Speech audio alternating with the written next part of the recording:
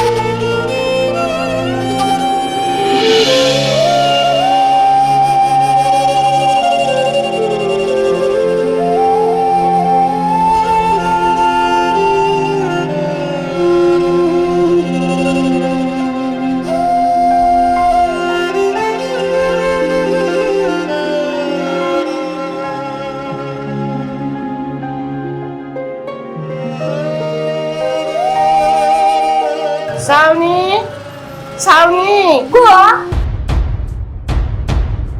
किन चाहियो? माग्ने जस्तो किन भित्र बाहिर बाहिर?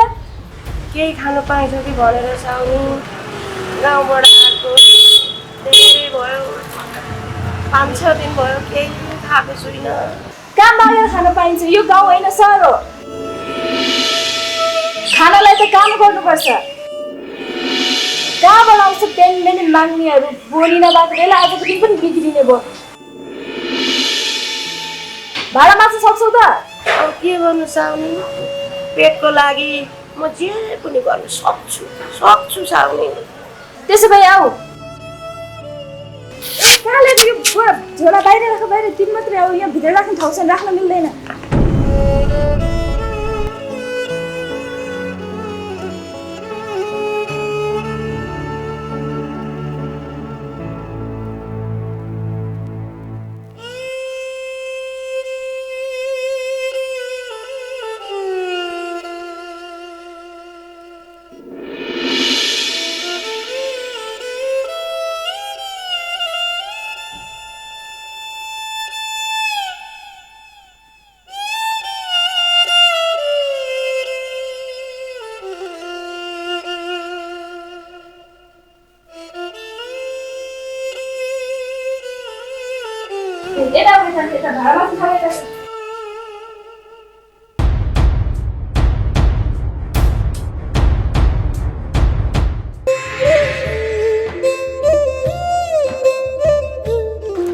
दादा अब हजुर पनि जानु, म पनि जान्छु। छुट्टिने बेला आयो।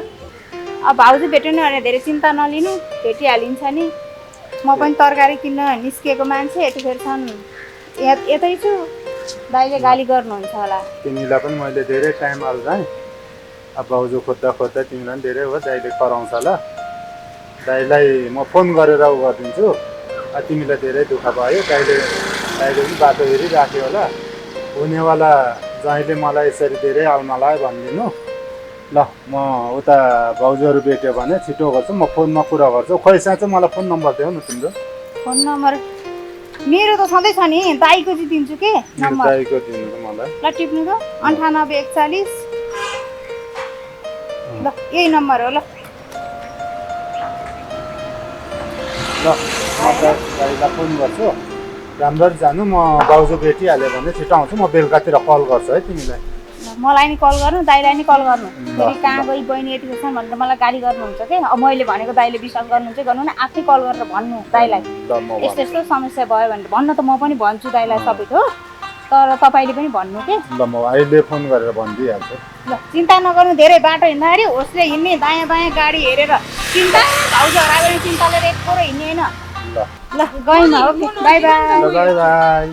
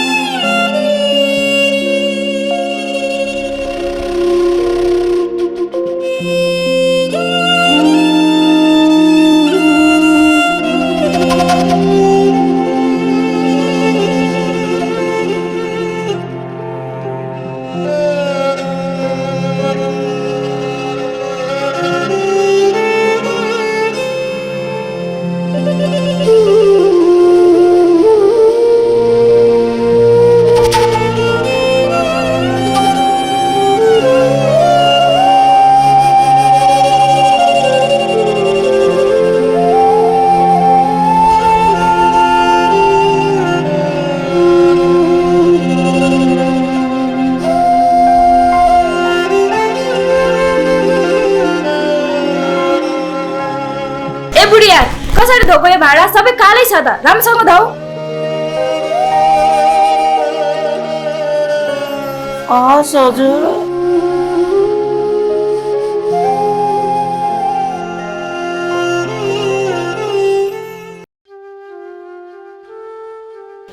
तरकारी बारी पनि हलक्क भइसक्यो।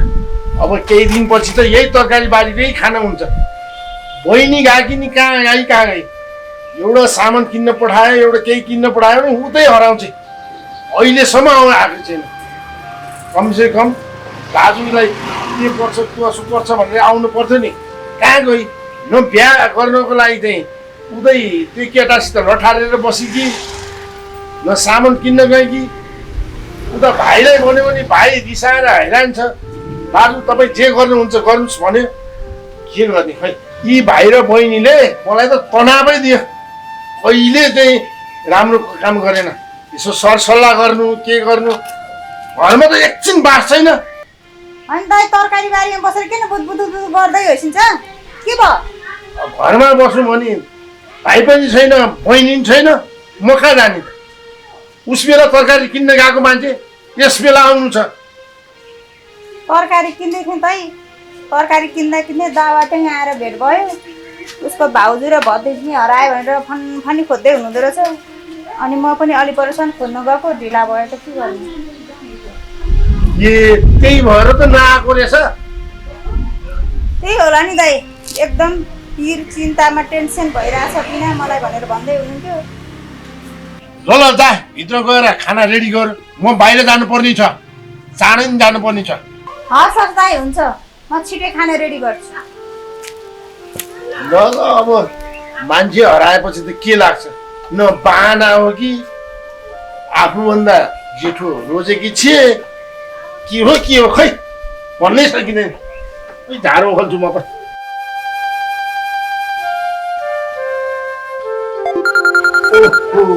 यस बेला कसले फोन गर्यो? हेलो, को बोल्नु भएको हो? म दावा दाइ अघि बिनुसँग नम्बर लिएको थिएँ। हजुरहरूलाई डाँटे जस्तो भयो। म यता बाउजूहरू भेटाएपछि आउँछ नि है दाइ? हुन्छ हुन्छ, बहिनीले सब कुरा मलाई भनिसकि। बरु हजुरले राम्ररी भाउजू खोजेर आउनु, भाउजू पाएपछि यता चाँडै आउनु। ल ल दाइ, राखे पर्यो। हस् हस्। ल यसपालि चाहिँ फुलबेडा चाहिँ अति राम्रो भएछ। ल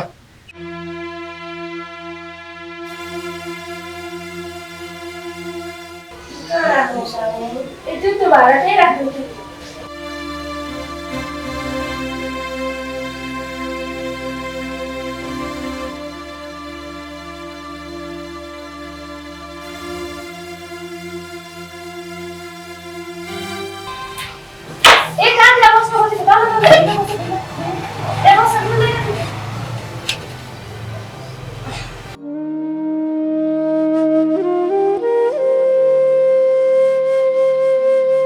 बिस्कुट खाऊ। चिया खानु पाएँ भनेको छ। तिमीले कहाँ चिया, त्यति भाँडा माझेर चिया खान पाइन्छ? म तिमीलाई पारिदिन्छु तर।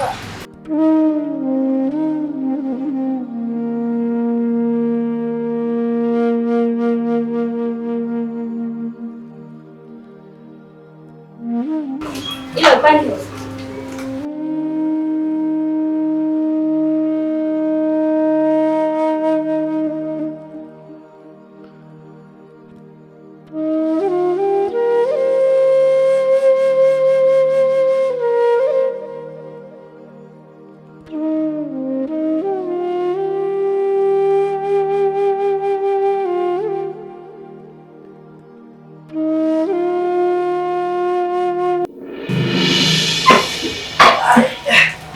साउली, एउटा मिल्क टी बनाउनु न है।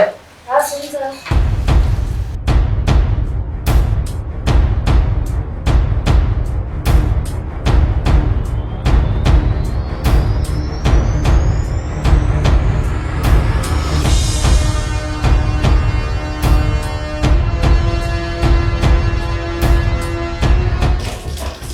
आन्टी, तपाईँ यहाँ के गर्नु भएको? भुइँमा किन बस्नु भएको? बाबु अस्ति तपाईँले मलाई माथि बिस्कुट दिनुभएको होइन? अनि हो त नि तपाईँले मैले भनेको थिएन त्यति बेलै यसरी जताततै नबस्नु नजुल्नु भनेर। किन यस्तोमा बस्नु भएको यस्तो भुइँमा? हिँड्नु जाउँ। छोरी भेट्नु भएको छैन अझै? भेटेको छु किन खानु? कता चाहिँ गयो त? लु हिँड्नु जाउँ। म पनि खोज्नु सघाउँछु। यस्तोमा नबस्नु। यस्तो घरमा यस्तो चिसोमा बस्ने हो त? साउनीले बस भन्नु म बसेको। ल साउनी चिया नगर्नु है, म एकछिनबाट आउँछु ल। यो मलाई म एक ठाउँमा उ गरेर राख्छु। यस्तोमा बसाएर तपाईँ पनि ल आउनु आउनु न जाउँ। ल है साउनी। आउनु।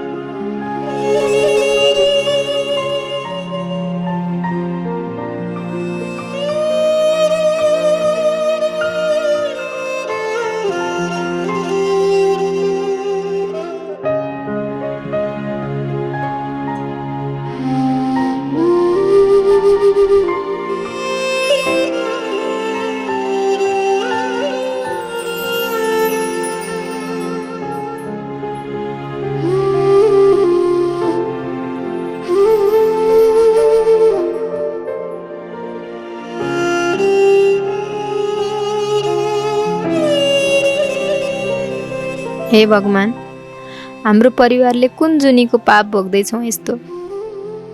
हे भगवान, आजसम्म तिमीसँग मैले केही मागेको छैन। यदि मागेको कुरा दिन्छौ भने मलाई मेरो परिवारसँग भेटाइदेऊ, मेरो आमासँग भेटाइदेऊ। बाबु बाबु हजुर हजुर यता हेर्नु, त मेरो छोरी जस्तो छ। हो र आमा, जाउँ न तले।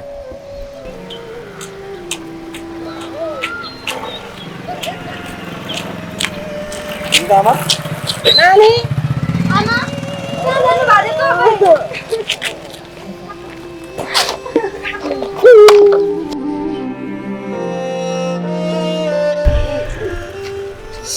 खोइ बहिनी चाहिँ बहिनी पनि तपाईँलाई नै खोज्नु गयो कि चाहिँ अहिलेसम्म फर्किन फेरि कहाँ गएको अरे? सपनामा तपाईँ लडेको देखेँ रे, अनि त्यसपछि खोज्नु गएको। सहर बजारमा कहाँ गयो होला नि? आन्टी तपाईँको छोरी उहीँ पो हो? बाबु ए उसलाई त मैले यति धेरै अफिसबाट आउँदाखेरि मैले माछा किन अस्ति पनि देखेको थिएँ, हिजो पनि मैले शेषमतीमा देखेँ। उहीँ पो थियो तपाईँको छोरी? पहिला थाहै भएन आन्टी, के गर्नु, पहिला थाहा भएको म अस्ति नै भेटाइदिइसकेँ। हेर्नु त आज भाग्यवश भेट भयो। त्यो होटलमा तपाईँ काम गर्दै गरेको हुनु, म त्यहाँ जानु भाग्य छ नि, होइन भगवान् रहेछ नि। अब तपाईँले छोरी भेट्नुभयो, राम्रो तरिकाले जानु होला। तपाईँको देवार पनि छिटै भेटिन्छ, राम्रो तरिकाले जानु होला है। बाबु धन्यवाद। ए हस् भयो आउनु।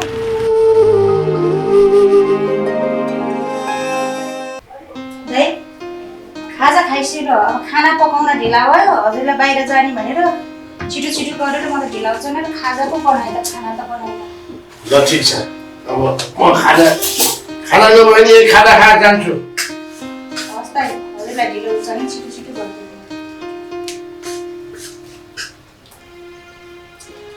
खाना पनि अलि मिठो बनाउनु पर्छ नि, के गरी बनायो? हतार गरेर नुनै हाल्न बिर्सिने, मसला हाल्न बिर्सिने, रङ पनि ढल्न। त्यो दिमागमा चाहिँ कहाँ छ? धेरै नउम्ले दुध उम्ले भने पोखिन्छ। मासु पका ताल यस्तो छ, मान्छेले सोध्यो भने थाहा पायो भने के बोल्ला, खायो भने के बोल्ला, ध्यान जति कता गयो? दही नगराउनु न, हाल्न त नुन हालेको थिएँ, लागेन कि ल। अहिले हालेर मिठो हुन्छ।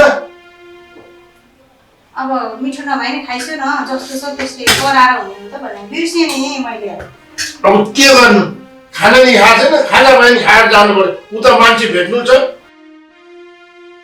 खै यसलाई त के भएको छ अझै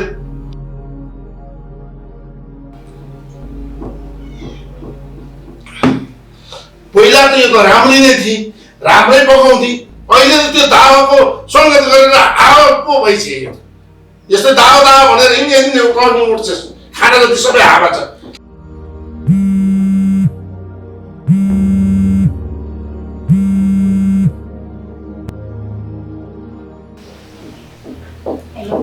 बिनु तिमी पुग्यौ अलि राख्छु ल किन र मोटु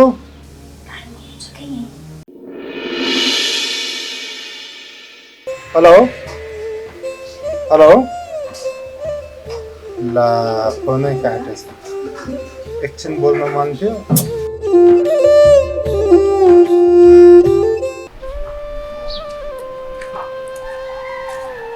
अनि आमा त्यो दाइलाई चाहिँ कसरी भेट्नु भयो त तपाईँले आमै नि त केटाले त मलाई सानो गुण लाएन कहिले बिस्कुट बाटोमा भेट्दै किन्दै खुवायो कहाँ कहाँ बास मिलाइदियो होटेल ल्याउँदी खानेकुरा दियो कति त्यो केटाले त गुण लगाएको पो छ त तँलाई थाहा छ हो र त्यो केटाको त म गुण कहिले भुल्दिनँ मलाई यत्रो आपद विपदमा कति कहिले पानी खुवायो कहिले बिस्कुट खुवायो न तँलाई भेट्छु न तेरो काकालाई भेट्छु न बहिनी कोही भेट हुँदैन कति निराश भएको बेला त्यो बाबुले मलाई भेटाएको अनि आमा घरबाट त राम्रो ब्लाउज लगाएर हिँड्नु भएको थियो यो के गर्नु भएको हो ए होटेलमा यसो भाँडा मोल्नु जाँदा चोकेले नि घोचिदियो तानिदियो यो नाम्लोले नि खायो नि यो चाहिँ नाम्लोले खाएर दुलै पर्यो अनि टाले यो चाहिँ काँटी रहेछ यसो भाँडा मोल्नु खोज्यो भाँडा राख्नु खोजेको काँटीले तानिदियो यो चाहिँ के गर्नु अनुहार भयो अब बहिनी कहाँ भेट्नु यत्रो सहर बजारमा कहिले खोजेर सक्नु टेन्सन नगर्नु भेटिहाल्छ नि आमा भोक लाग्यो होला त तपाईँलाई यो भोकको त सीमै छैन नानी भोकको कुरै नगर बहिनी चाहिँ कहाँ भेट्ने हो कसरी भेट्ने हो भेटिहाल्छ नि के बित्ति टेन्सन लिएको अरूको मात्र यत्रो सहर बजारमा कसरी खोजेर सक्नु धन्दा त बाबुले तँलाई आज भेटाइदियो भयो के भयो बहिनी पनि भेट्छ टेन्सन नगर्नु यत्रो दिन भइसक्यो नरुनु अब कहाँ बस्ने कसरी उसलाई भेट्नु पाए त रुखाकै फेदमा नि बसिन्थ्यो र कसैको छाप्रोमा गएर नि बसौँला बहिनी चाहिँ कहाँ भेट्ने भेट्छ क्या भेट्छ जाउँ ल अहिलेलाई जाउँ भोक लाग्यो उता गएर खाजा खानुपर्छ छैन मलाई भोक लागेको छैन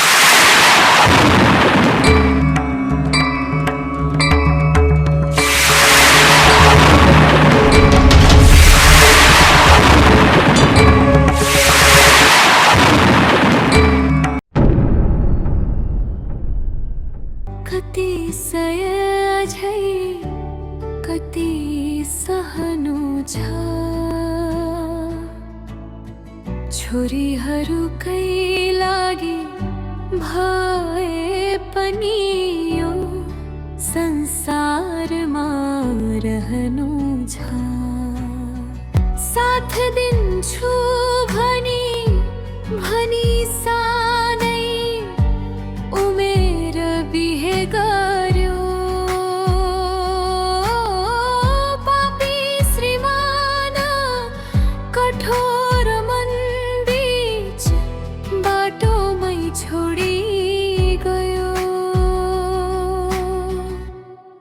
सोचेनौ नि कति रोए तिम्रै लागि आँसु प्रिय फर्किन्छौ कि भनी तिमी कति तिम्रो बाटो हेरे आसै आसमा कति बिताऊ त्यही भएर बाटो फेरे आफू भोकै बसे पनि तीन छोरीलाई खुवाउँछु म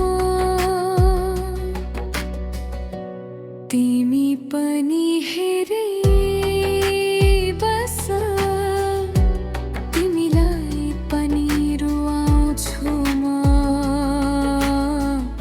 मेरो कहानी सुन्यो भने रुन्छिन् भगवान गीता